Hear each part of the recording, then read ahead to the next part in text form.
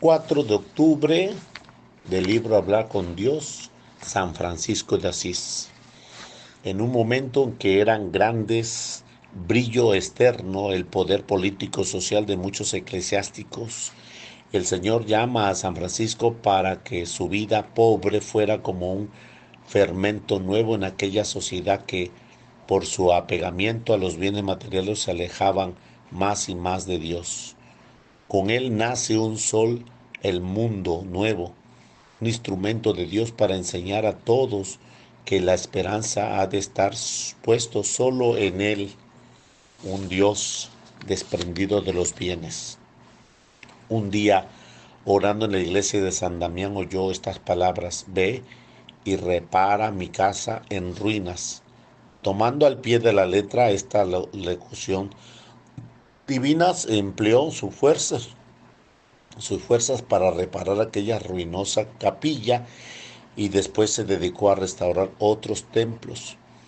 Pero enseguida comprendió que la pobreza como expresión de su vida entera habría de ser una gran vía bien para la iglesia, la llamada señora, al modo como los caballeros medievales llamaban a las damas y los cristianos se dirigen a la Madre de Dios. La restauración de la cristiandad habría de venir por el desprendimiento de los bienes materiales, pues la pobreza bien vivida según el propio Estado permite poner nuestra esperanza en Dios, solo en Él.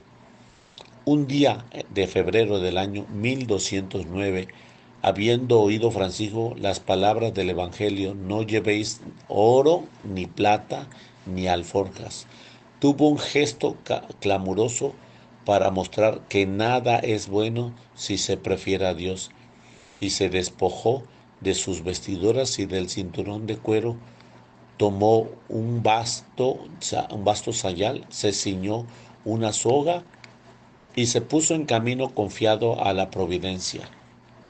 La pobreza es una virtud cristiana que el Señor pide a todos: religiosos, sacerdotes, madres de familia, abogados, estudiantes. Pero es evidente que los cristianos en medio del mundo han de vivir de un modo bien distinto a San Francisco y a los religiosos que, por su propia vocación, ha de dar un testimonio en cierto modo público y oficial de su consagración a Dios. Igual ocurre con las demás virtudes cristianas, que siendo virtudes que han de vivir todos aquellos que quieran seguir a Cristo, cada uno ha de aprender a vivirlas según su propia vocación a la que fue llamado. La pobreza del cristiano corriente se hace su base de desprendimiento, de confianza en Dios y de sobriedad y de disposición a compartir con otros. El fiel laico ha de aprender como se aprende un camino, una ruta que se debe seguir, a armonizar dos aspectos que pueden a primera vista parecer contradictorios: pobreza real, que se note, que se toque, que sea una profesión de fe en Dios, una manifestación que el corazón no se satisface con las cosas creadas, sino que aspire al Creador, que desee llenarse de amor de Dios y dar luego a todos esos mismo amor. A la vez, las condiciones seculares, el estar en medio del mundo, exige al cristiano ser uno más entre los hermanos, los hombres, de cuya vida participar, con quienes se alegran y con los que se colabora, amando al mundo y todas las cosas buenas que hay en el mundo, utilizando todas las cosas creadas para resolver los problemas de vida humana y para establecer el ambiente espiritual y material que facilita el desarrollo de las personas y de las comunidades. Se plasma esta virtud de la pobreza y desprendimiento en la vida en detalles concretos reales. La amo la practico con mis propias condiciones. Estoy plenamente convencido de que sin ella no podría seguir a Cristo. Puedo decir, soy de verdad pobre de espíritu para estar realmente desprendido de lo que uso, aunque posee bienes de los que ha de ser administrador, que rendirá cuentas a Dios. Despégate de los bienes del mundo. Ama y practica la pobreza de espíritu. Conténtate con lo que basta para pasar la vida sobria y templadamente. Si no, nunca serás apóstol del Señor por tantos apegos. El Señor hace resonar en todos los tiempos la palabra: no podéis servir a Dios ni a la riqueza. Es imposible agradar a Dios, llevarle por todos los caminos de la tierra, si al mismo tiempo no estamos dispuestos a hacer renuncias en la posesión y disfrute de los bienes materiales. Particularmente importantes en nuestros días resulta ese aviso del Señor, que a muchos puede parecer extraño, cuando un desmedido afán de comodidades alimenta a diario la codicia de la gente. Son muchos los que aspiran a tener más y gastar más, a conseguir el mayor número de placeres posibles, como si ese fuera el fin del hombre sobre la tierra.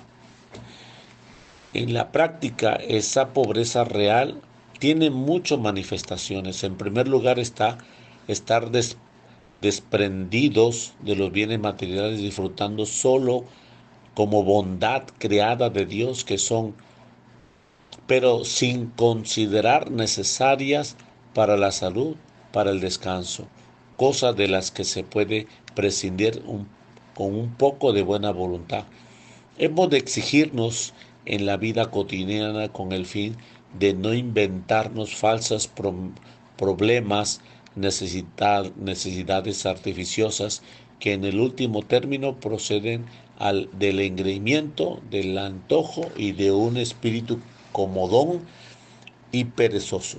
Debemos ir a Dios con pasos rápidos, sin peso muerto, ni impedimentos que dificulten la marcha. Esas necesidades artificiosas pueden referirnos instrumentos de trabajo y artículos de deporte, prendas de vestir que no necesitamos. San Agustín aconseja a los cristianos de su tiempo buscar lo suficiente, buscar lo que basta. Lo demás es agobio, no alivio. Apesadumbrados no levanta.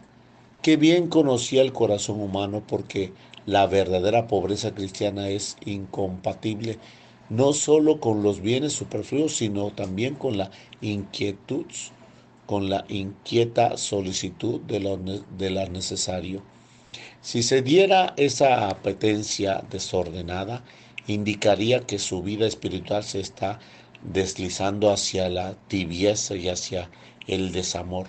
La pobreza se manifiesta en cumplir acabadamente el propio quehacer profesional, en el cuidado de los instrumentos de trabajo, sea nuestro o no, de la ropa, del propio hogar, en evitar gastos desproporcionados, aunque los pague la empresa en las que trabajamos, o no considerar cosa alguna como propia, en escoger para nosotros lo peor si la elección pasa inadvertida. Cuando toda oportunidad en la vida familiar, en aceptar con paz y alegría la escasez, la falta incluso de lo necesario, en evitar gastos personales movidos por el capricho, la vanidad, el deseo de lujos y el poltronería de ser austeros como nosotros mismos, comidas, bebidas, y generosos siempre en los demás. Un día mandó San Francisco a erigir en la iglesia del convento una gran cruz para que sus frailes y al colocarla le dijo, este debe de ser nuestro libro de meditación. El Poverello de Asís había comprendido bien dónde estaba la verdadera riqueza de la vida y el carácter relativo de todos lo terreno. Hoy, cuando es tan fuerte la presión externa de un ambiente impregnado de materialismo, hemos de amar los cristianos una virtud con particular empeño. De la pobreza se derivan muchos frutos. En primer lugar, el alma se dispone para los bienes sobrenaturales y el corazón se ensancha para ocupar sinceramente a los demás. Pidamos hoy al Señor, por intercesión de San Francisco, la gracia de comprender con más hondura cómo la pobreza cristiana vivida hasta las últimas consecuencias es un don que ya tiene su premio en esta vida. El Señor da al alma desprendió una especie de alegría, incluso en medio de las privaciones de lo que parecía más necesario. Muchos se sienten desgraciados precisamente por tener demasiadas de cosas. Los cristianos, si verdaderamente se conducen como hijos de Dios, pasarán, pasarán incomodidades, calor, fatiga, fríos, pero no le faltará jamás la alegría. Por eso todos lo disponen o lo permite Él, que es la fuente de la verdadera felicidad. La pobreza verdadera nos permite disponer de nosotros mismos para entregarnos a Cristo y formar su forma suprema de libertad que nos abre sin reservas ni restricción a la amorosa voluntad de Dios. La pobreza es un camino profundo con la obediencia en el amor de Dios. 4 de octubre, San Francisco de Asís, la bendición de Dios Todopoderoso, Padre, Hijo y Espíritu Santo, descienda sobre vosotros. Amén.